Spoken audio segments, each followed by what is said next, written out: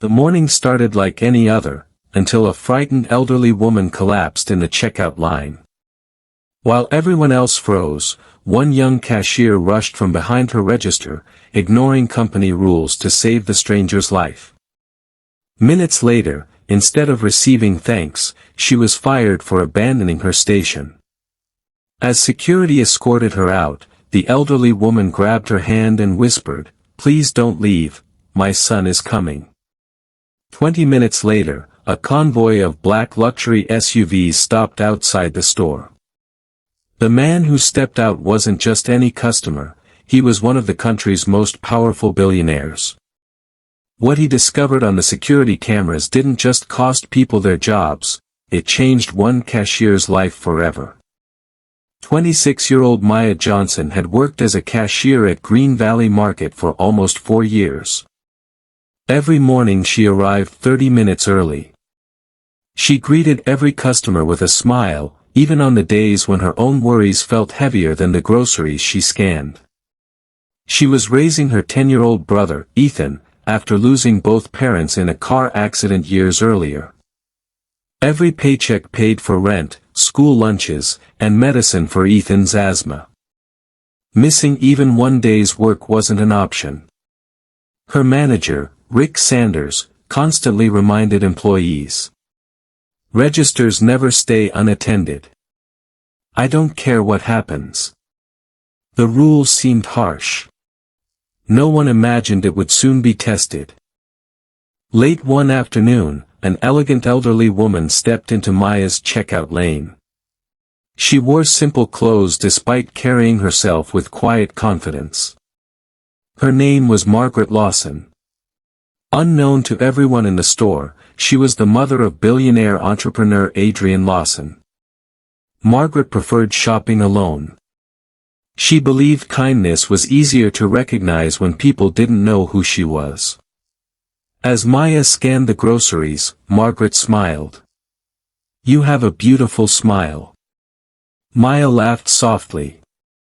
"My little brother says it's my superpower." Before Margaret could reply, she suddenly grabbed her chest. Her shopping basket slipped. She collapsed to the floor. Customers screamed. Several people pulled out their phones. Nobody moved. Except Maya. She jumped over the counter and rushed to Margaret. She checked her breathing, called emergency services, and followed the CPR training she had learned years earlier while volunteering at a community center. Within moments, Margaret began breathing again. The ambulance arrived minutes later. Paramedics praised Maya for acting quickly. "You probably saved her life." Maya sighed with relief. Then she heard another voice. "Rick. What do you think you're doing?" Rick's face was red with anger. "You left your register." The line stopped. The company lost sales. Maya stared in disbelief. She could have died. Rick crossed his arms. "You broke company policy. In my store, rules come first." Before anyone could defend her, he handed Maya a termination notice. Customers protested. Several recorded everything on their phones. But Rick refused to change his decision. Holding back tears, Maya quietly removed her name tag. She looked once more toward the ambulance carrying Margaret away. "I just hope she's okay." Then she walked out of the store.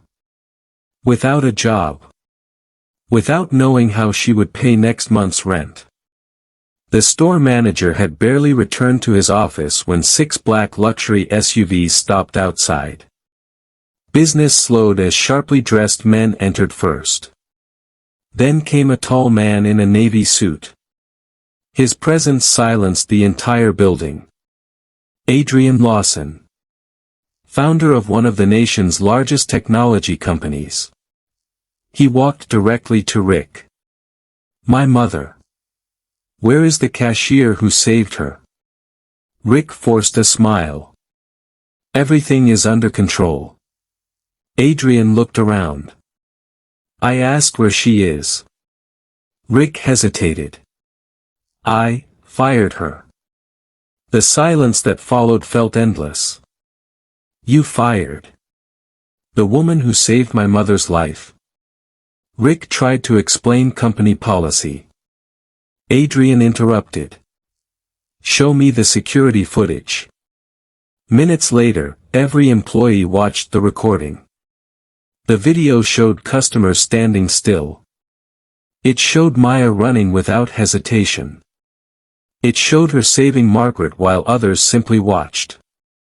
When the footage ended, Adrian spoke only one sentence.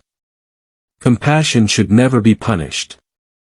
Adrian refused to leave until Maya was found. Hours later, his team located her at a neighborhood pharmacy buying Ethan's asthma medicine with the last money she had. She looked surprised when Adrian approached. I'm sorry about today, he said. Maya smiled politely. Your mother is alive. That's what matters. You don't owe me anything. Adrian shook his head. My mother says heroes never ask for rewards.